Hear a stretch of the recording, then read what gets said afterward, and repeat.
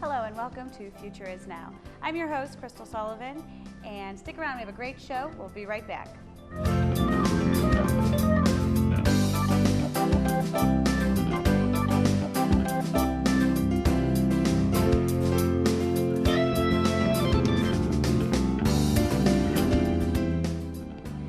Joining me, I have author, comedian, and actor Tommy Chamberlain. Thanks for having me, Crystal. Thank you for being here. You recently wrote a book, A Spoonful of Sugar. Is that correct? Yes, I did. It's a memoir about my experiences when I moved to Los Angeles when I was 18 years old to pursue an acting career. Okay. And how old were you when you went I was there? 18. I only had $150 and a dream to become a professional working actor. And did you have an agent when you moved to LA? I did not. I didn't have an agent for probably about 4 years after that, and oddly enough, I began modeling, which I know is hard for people to believe now when you look at me. Yeah, I had a modeling agency that represented me. And what kind of jobs did you have when you were modeling? I only did 5 gigs because I was very immature. And I dabbled in drugs at the time. You know, I'm ashamed to admit it now, but mostly runway. And I'm sure you'd rub elbows with celebrities. I did. I met a lot of really famous people, iconic people, people that I grew up, loving. Farrah Fawcett, who I always said I was going to marry someday. And my favorite person I ever met was Madonna, she was incredibly sweet to me. And how did that come about? How did you meet Madonna? I was working, oddly enough. When you're pursuing acting and stuff like that, you have to get a lot of different jobs, because if you get like acting or modeling gig, you have to quit, because they're not going to, let you just keep coming back and forth. So I was working at the Beverly Center in Beverly Hills. It's a huge mall, and a lot of people don't realize this, but celebrities are just like everybody else.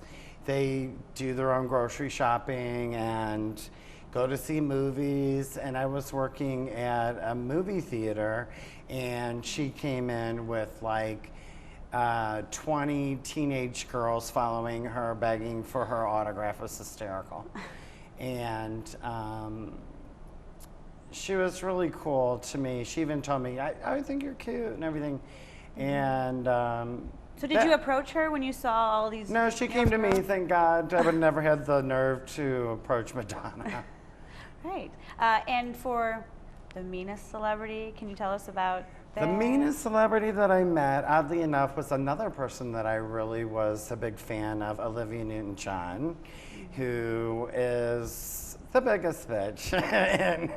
Surprising, yeah. She seems like the girl next door. Well, she's an actress and she's a professional, so, it was her day off apparently. And what oddly enough happened was she went in there, and this is much later after Grease, and she had her daughter with her, and they were in the middle of watching Snow White. Anyway, her daughter would not sit down and be quiet, so they told her to sit her kid down and be quiet. And after like the 3rd warning, the guy was only 16. He didn't even know who she was.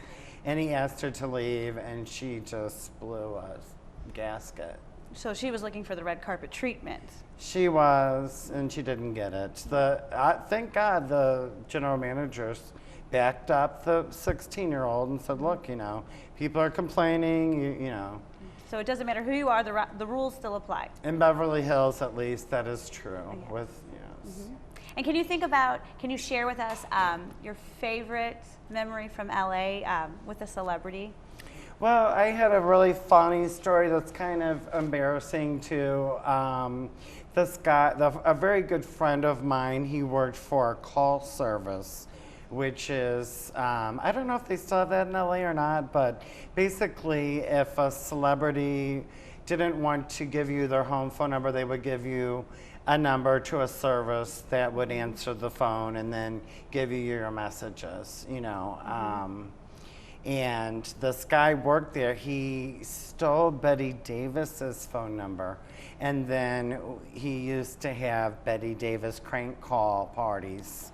Yes, he had a phone that she couldn't hear us laughing, and it was awful because she died in '89. I think this was like '87 or '88. So, you know, we were young and stupid and high, you know, when we were doing it, but, you know, she would never hang up, though. That was the thing. Like, are you there? You know, hello? You know, and it's just like, hang up, you know, for Christ's sakes. But the more we did it, the angrier she got, as you can imagine. But that was the funniest. I mean, it was Betty Davis, for Christ's sakes, but. And as you said, celebrities are regular people as well. So exactly. To see how much she would put up with. That seems pretty cool. In your book, you mentioned that you worked with the Hollywood Madam Alex. No, Alex was the Beverly Hills Madam. Heidi Fleiss was known as the Hollywood Madam. And initially I was working at this bar called Studio One in West Hollywood, and a lawyer that used to sell Alex drugs said, hey, do you want a day job? She had just been in Vanity Fair, and he showed me a picture of her. And she looked like Peter Lorre in a muumuu, you know, in the later stages of his life. She was, I mean, they made a TV movie about Alex, the Beverly Hills Madam, and they had Faye Dunaway playing her.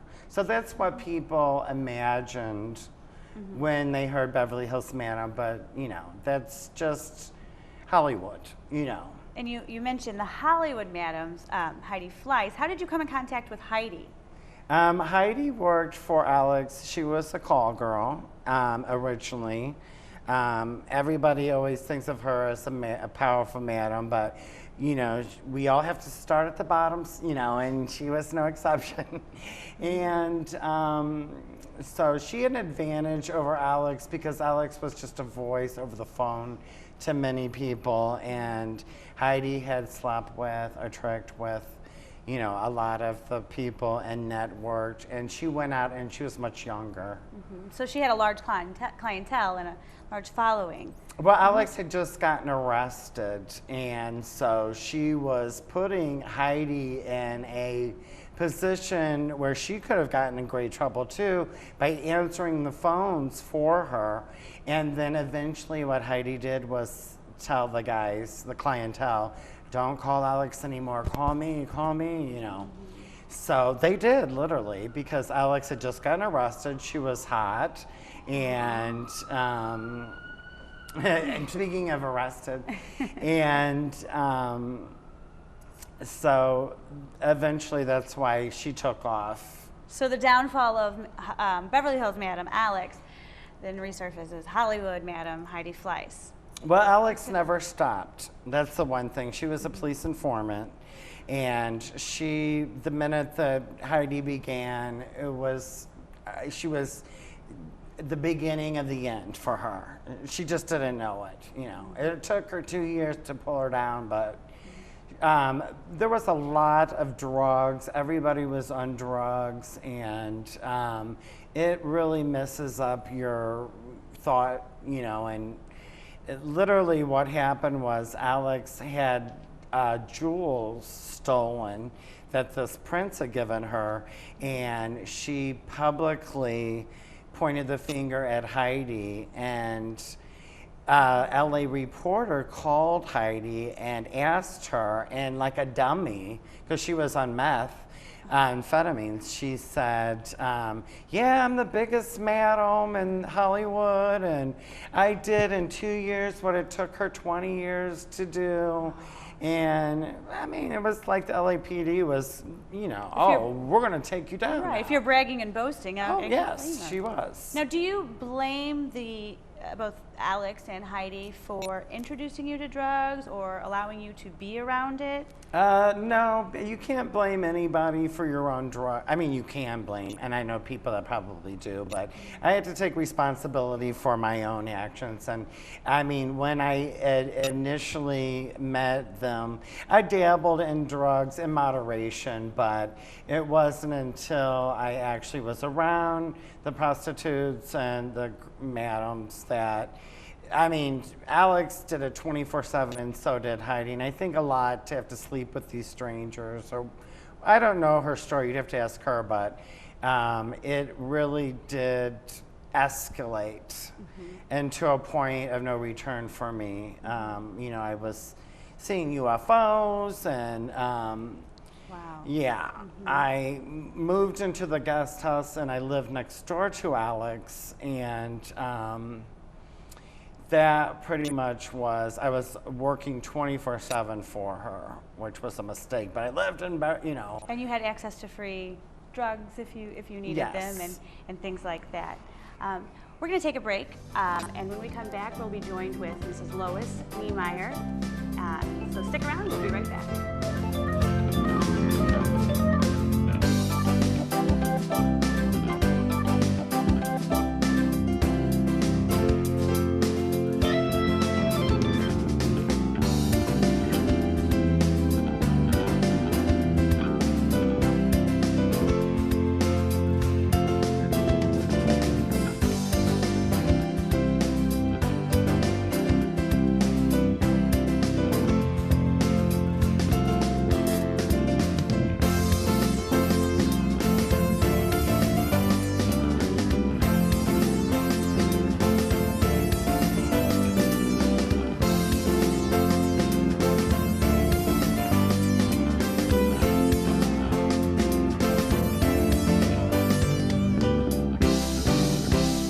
Hello and welcome back to Future Is Now. I'm your host and I'm joined with Mr. Author Tommy Chamberlain as well as his mother Lois Niemeyer. Lois, thank you for joining us. Thank you for having me.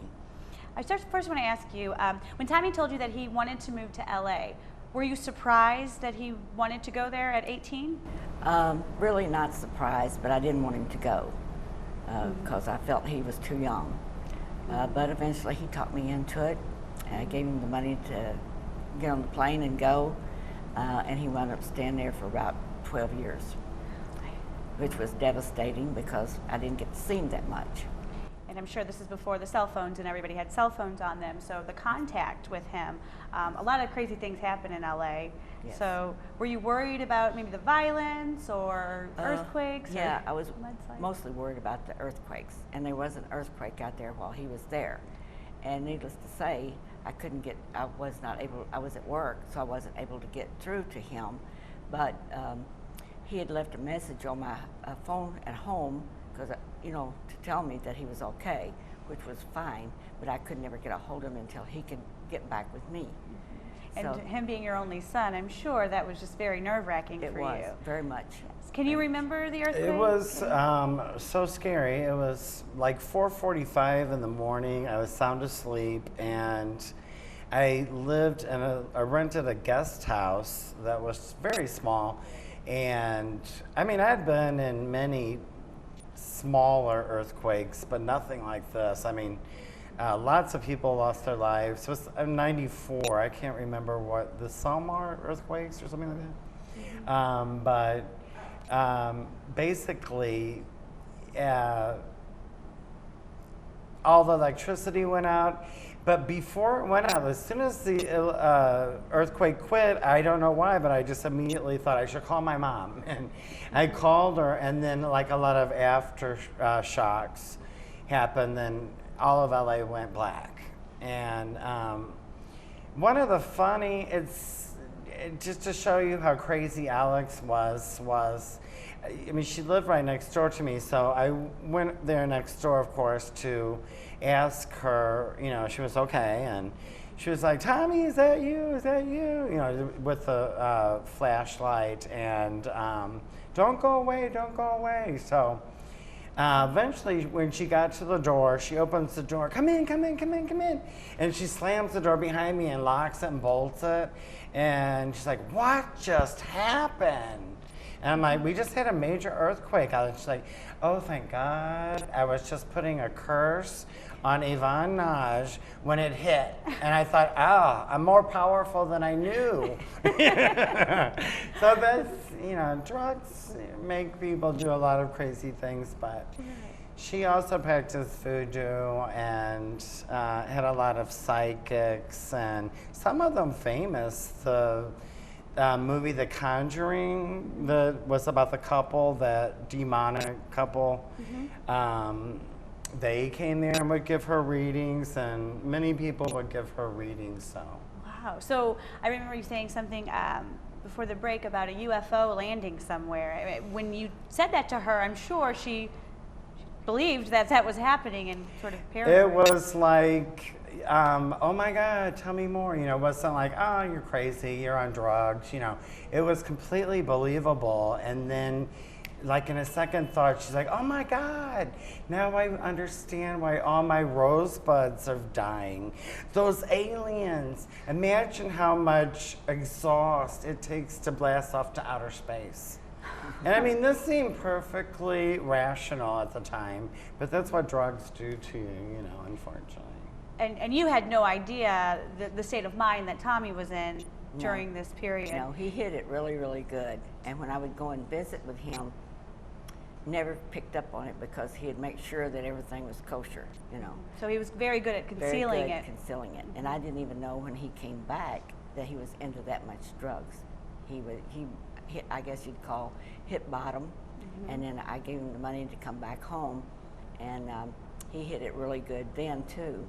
But he got a job right away at Adams Mart and started working. We got him a car, and everything was going okay, You thought he was on the road to recovery. Recovery. I didn't really know that he was into that much drug at all. I didn't know anything about drugs, still don't, but he finally told me that he was, getting off of all that stuff after he came home. He wasn't around it like he was out in LA. So he lived with me, and like I said, he got the job and everything, so it was working out really good. And it was no problems, I didn't think. But and did he at any point ever, can you talk about what it's like to be high on these drugs? Well, it's like a euphoric, that you have no boundaries, you can do anything. It gives you the nerve to conquer the world, you think. And then the more you do it, the more paranoia sets in. And I literally got to the point where I could not leave the house. I was so paranoid. And I had some professional things that I was not able to do, I was asked to participate in this, I did a public access show in Los Angeles too for a while, and they had a telethon and they invited me because my show was very popular, and I couldn't even get away from and leave the house to do it. And that's when I think I really realized, I've got a problem. I've got a major problem. So all of these opportunities, looking back, hindsight, I mean, had you been in the right frame of mind, do you ever think about where your life would be now as compared to Oh my back goodness, then? yes. I mean, but I can't sit there and dwell on coulda, shoulda, woulda. I'm still alive. I still, wanted to pursue being in the entertainment, and I just fell into doing stand-up basically. And that's where I'm at now. So that's sort of, you knew that you wanted somewhere to be in the spotlight at some point, whether it's being an actor or a comedian. How is that going for you? I'm doing pretty good. I've been traveling with Buzz Sutherland and featuring, which is a step up. Before I was emceeing, so it's like MC, feature, headliner, and every day is a new step in the right direction. I'm drug-free now, so. And how long have you been drug-free? Oh, God. How long has it been, you think? It's, well, whenever you came back from LA, it was like in, what, 97? And I still did drugs. I hid it from my family and stuff like that. But it's like when you don't know people, they will sell you cut, like put like baby, what do they call that? So it makes babies go to the bathroom. It's called Mai Tai, but and cut it. So basically, you're paying for baby laxatives, you know, but. And being in the state of mind you were, you had no Yeah. idea the difference between it? Well, no, I totally did. It was just like, you know, I'm jonesing to do this, and this is nothing, you know. And the frustration with that, and realizing the horrible thing about doing speed and that is the day after, when you're coming down, your body hurts, you can't sleep, you know, you're sick, you know. And a lot of people would just bump it up and keep going, but I was the type of person that I had to like crash and, you know, and recuperate. Towards the end though, I was like doing it every day, and To what point did you say, enough is enough? This is tearing my life apart, my family. I'm hiding this big secret from my mother, who you care about so much. I mean, were you harboring those ill feelings towards Alex or Heidi? No, not at all, not at all. I don't blame them because nobody can make you do drugs. I have to take a responsibility for my own actions. You know, I'm not proud of that, but I did do. Basically, my mom begged me to come back, and I didn't want to. I thought it would be the end of my dreams, and so she started paying for me to go to rehab. And there was a lot of guilt because I wasn't going, and then I was using the money that she was sending me to buy more drugs, and it was awful. You know, it's just a vicious circle to be involved in. And you mentioned, we all know what happened to Heidi as far as her conviction, and she served some time in prison. Since she's been out, have you had any contact with Heidi at all? The last time that I spoke to Heidi was in 2006. She is not happy about my book, which I think that she thought was about her. The simple fact that I put any story about her, which I didn't throw her under the bus at all. I mean, her sister is still a very dear friend of mine, and we're still very close. She read the book, and she said certain parts of it made her cry because she remembered, and she's like, my God, how did you remember all of that detail? But I kept journals, you know, back then, and a lot of that stuff was on the news, you know, and it was an exciting part of my life, but at the same time, it was one of the most Scary. horrible, yeah, and bad too. And you're young. I mean, in your early 20s, and you're going through this, and you're again harboring that secret. Did you ever let Mom know after she was giving you the money to rehab? Did you eventually let her know that you weren't using it for rehab, or did you just use all of the money? And No, I didn't know. She didn't know, no. He kept everything a secret from me because he knew I'd worry, and I didn't realize that he was into drugs that much. I didn't know anything about drugs. So, you know, I basically didn't know. And he's always been, when I would say to him, you know, I think Heidi's just using you. If he has a friend, he'll stand up for him. No, that's not true. You know, she's my friend, stuff like that. And I understood, you know, he was living in LA, so he had to have friends. But no, I didn't know any of that stuff. I really didn't know it whenever he came back. I was ignorant to drugs. how severe it was. And I mean, I was good at hiding it, but The thing about drugs and the bad part about it is that if you continue taking them, there's only, you go from, you know, snorting to then you may be smoking it or shooting it up, you know.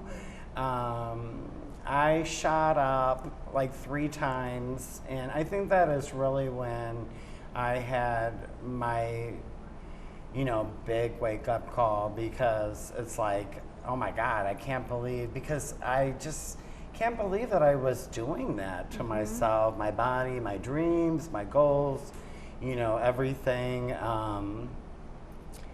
And before you know it, you're caught up in this horrible cycle, and it just seemed impossible that I could ever be sober again and live and be normal. And there is life after that. There really is. So if there's anybody watching this that's like, I don't think I can ever get out of this, you know, you can. You just have to want to be clean, you know. And I'm sure the first time that you wanted to get clean, maybe you relapsed, and that happens Of course, a lot. always. And, That was one of the first things that they tell you, that there will be a relapse, which I wish they wouldn't have told me that. that's more of like a self-fulfilling prophecy if they're telling you That's that what I you thought. believe. But they were like, everybody relapses. Right off the bat, we're going to tell you that. So when it happens, don't feel like you've lost. And the thing that really struck in my head that helped me more than anything was one of the drug counselors that I was seeing asked me point blank, what is it that is hurting you so bad that you need to water your brains like this? What is it? Let's figure that out. Let's confront it, and then you won't feel the need of it. And it was absolutely right. So luckily you were able to make it through and recover and live a sober life. And like I'm sure you said, that every day is a new day, and I'm happy to see that you've been successful with your life after the LA life. Thank you. And I Yeah. want to thank you, Mom, for being very supportive for him, because he was able to rise after he hit rock bottom. Like Thanks you to said. Mom. She had a lot to do with that too. You know, the support from your family and friends. You know, I couldn't have done it alone, really. Well, I want to thank both of you for joining us. Thank you. Thank you. And good luck to you with your comedy career. And Mom, keep supporting your son as you do. I do. Well, this has been Future Is Now. Thank you for joining us. I'm Crystal. Have a good evening.